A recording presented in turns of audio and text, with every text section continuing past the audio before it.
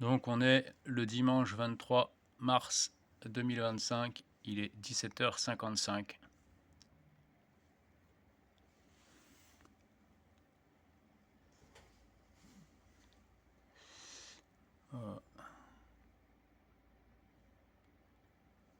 Donc actuellement il y a un léger coup de collier, sans doute parce que ça faisait très longtemps que enfin ça faisait pas mal d'années que j'avais baissé toute forme d'attention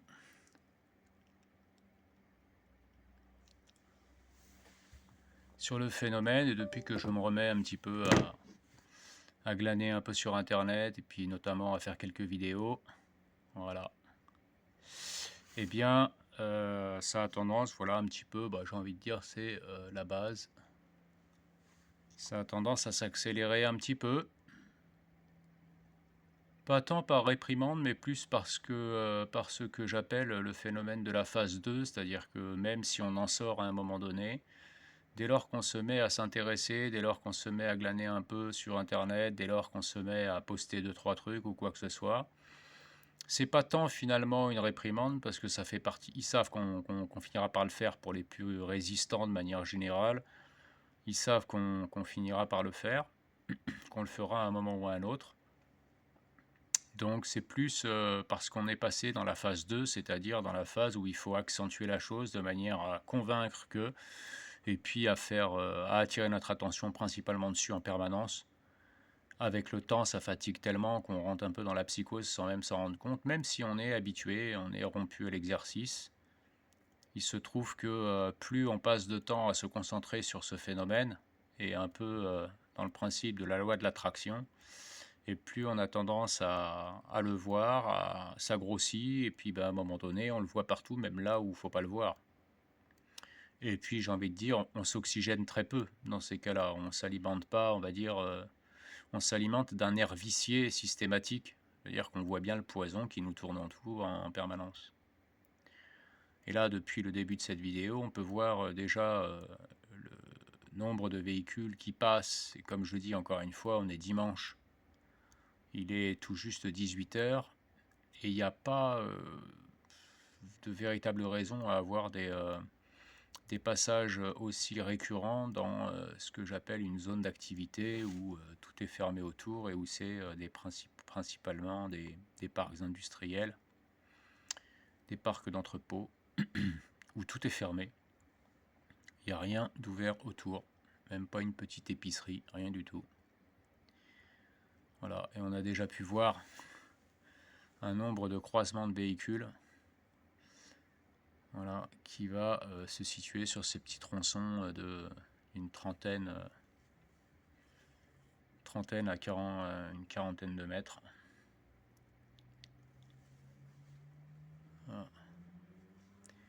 Voilà, donc bon, c'est la base. Là, en ce moment, le coup de collier fait que, étant donné que j'ai balancé les noms de mes principaux voisins qui ne lâchent pas depuis 2 ans, et qui ne lâchent rien, hein. Enfin, 1 an et demi pour ceux qui sont au-dessus, et puis 2 ans pour ceux qui sont à côté, puisque moi je suis arrivé il y a 2 ans. Depuis, en fait, je ne les vois plus, ils font profil bas. Même leur voiture, elle n'est pas toujours garée là où ils la garent habituellement. Et maintenant, je vois d'autres voisins, en fait, qui prennent le plaisir à ouvrir leur garage au moment où je passe, à avoir un petit sourire, à me regarder. Voilà, je vois d'autres voisins qui interagissent pour ça, encore une fois, c'est la phase 2. Dès lors qu'on s'intéresse à certains en les dénonçant comme étant nos principaux détracteurs, alors on va noyer le poisson en mettant plein d'autres acteurs en fait dans le jeu. Donc là, j'ouvre la porte pour mettre des affaires dans ma voiture et je vais voir des voisins qui sont à 300 mètres passer juste devant ma porte au moment où je l'ouvre.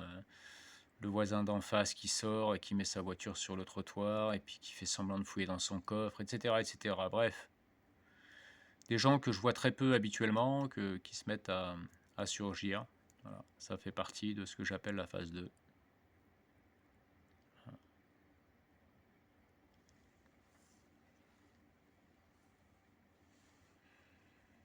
En général, la phase 3, ça commence, si on continue à être dans la psychose et s'ils voient, puisqu'ils ont un retour direct de toute façon sur nos constantes, fréquence cardiaque, rythme respiratoire.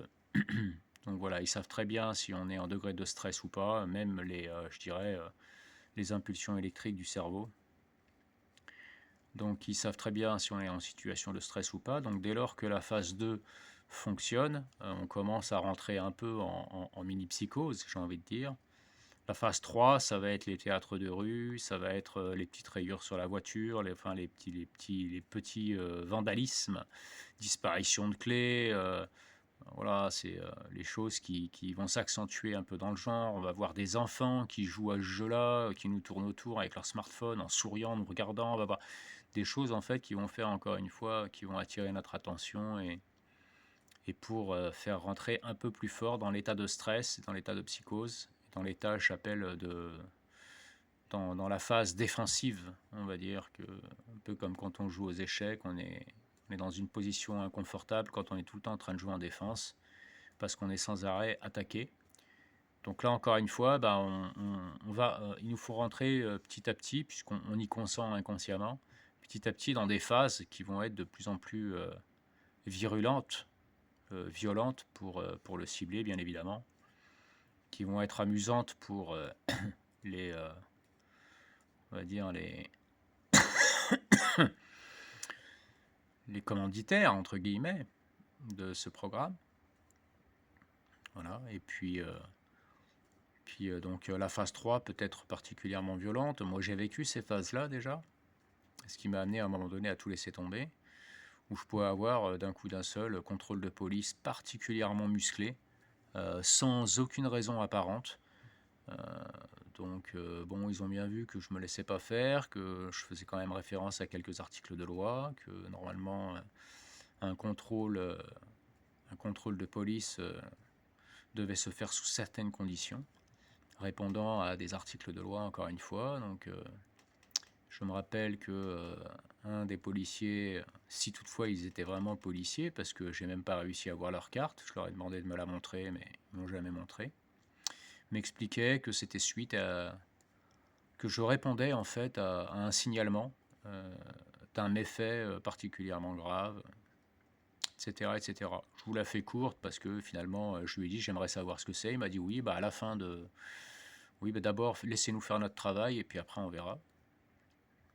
Donc au bout d'un moment, quand il m'avait en plus pris mon manteau, ma sacoche, il fouillait dans mes affaires, il me pose mon manteau par terre, à l'extérieur, sous un porche où tout est dégueulasse. Je leur fais remarquer tout ça, je leur dis au bout d'un moment, bon maintenant ça suffit, j'ai froid, ça commence à bien faire, donc vous savez quoi, amenez-moi au poste de police et puis on continue ce que vous voulez, votre jeu. Il y en a un des deux qui me répond ah non, non, mais nous de toute façon on n'est pas d'ici, hein, on ne peut pas vous emmener au poste de police. Voilà. Donc, apparemment ils n'étaient même pas de la commune où je me trouvais et ils se prennent donc, ils s'octroient le droit de me faire un contrôle, vraisemblablement, d'après ce qu'ils disent, répondant à l'article, je crois, 1078 ou 1178, je crois, du code pénal. Enfin bon, je ne sais plus vraiment l'article qu'ils m'ont cité et le code en question. Mais il me semble que justement je l'avais retrouvé par la suite et j'avais pu voir effectivement, j'avais pu confirmer ce que j'avais dit, c'est-à-dire les règles selon lesquelles en fait se devait être établi ce type de contrôle, les critères par lesquels ça devait être effectué. Bref, tout ça pour dire qu'en partant, je leur ai demandé oui, alors de quoi il s'agissait. Il me dit oui, c'est agression violente d'une personne âgée et cette personne se retrouve hospitalisée, blabli, blabla. Je ne sais pas s'il m'a dit dans le coma. J'ai regardé les articles de journaux, j'ai regardé toute la presse de manière générale, je n'ai jamais rien vu de tel. La chose que j'avais vue, c'était un mois avant, 30 jours avant en fait, qu'il y avait eu effectivement une agression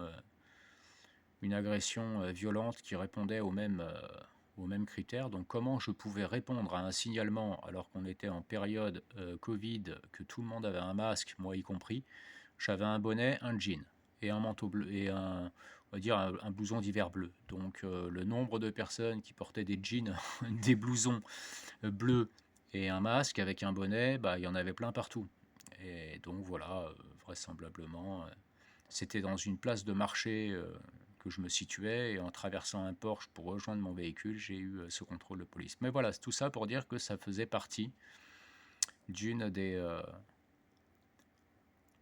d'une des phases de la phase 3, c'est-à-dire faire rentrer en psychose, se faire sentir un peu comme une merde, excusez-moi l'expression, voilà, se faire houspiller, se faire agresser, être en permanence, en fait, sentir dans toutes les strates de sa vie, problèmes administratifs avec la banque, voilà, des courriers que j'envoie qui, soi-disant, ne sont pas reçus, des courriers avec accusé de réception dont le destinataire ne signe pas le courrier, moi-même, des courriers soi-disant qu'on m'avait envoyés que je n'ai jamais reçus, euh, une contravention qui avait déjà été majorée alors que je n'avais jamais eu de la contravention initiale. Voilà, je sais pas, c'est tout simple. 3 sacs de courses que je mets dans mon coffre, le temps d'aller redéposer le caddie, le chariot, de reprendre mon véhicule et de rentrer chez moi, je me rends compte qu'il me reste plus que deux sacs dans mon coffre. Que le sac qui m'avait été pris contenait en fait de plus de marchandises et les plus chères. Donc, il y en avait pour à peu près 100 euros. Donc, j'avais un sac qui avait disparu, c'est-à-dire quelqu'un qui, le temps que j'aille remettre le chariot, avait ouvert mon coffre et m'avait pris un sac. Et bon, que voulez-vous faire? Le centre commercial était à une dizaine de kilomètres de chez moi à cette époque-là. Bon, j'étais déjà épuisé. Voilà, donc tout ça, encore une fois, je pourrais donner plein d'exemples parce que c'est tous les jours, c'est sans arrêt, etc. Ça, c'est ce que moi j'appelle la phase 3. Maintenant, ils doivent la nommer autrement. Et puis, les phases qui sont suivantes, c'est quand on a vraiment atteint bien la psychose, où là, on va avoir des proches voilà, qui vont simuler, qui s'inquiètent pour nous. On va donc qu'il faut qu'on soit suivi. Il va y avoir également en théâtre de rue des formes d'agression, des gens qui simulent comme si c'était pour nous provoquer un accident. Ou alors, voilà, même je pouvais être en voiture, et puis à chaque fois que j'étais en voiture, bizarrement, je commençais à m'endormir. J'avais la patate juste avant de rentrer dans le véhicule, j'avais la patate dès que j'en sortais, mais dès que je rentrais dans mon véhicule, au bout d'une minute, 2 minutes où je conduisais, je commençais à avoir la tête qui penchait en avant. J'attire votre attention depuis tout à l'heure sur les croisements de véhicules qu'on voit en même temps, hein. Voilà. Les croisements pile poil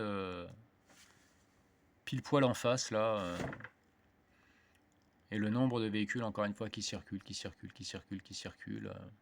Voilà. Voilà, j'ai déjà expliqué pourquoi ils circulent de cette manière-là en permanence. C'est pas juste pour me le faire remarquer. Ça, c'est vraiment quelque chose je dirais, de secondaire, voire très tertiaire.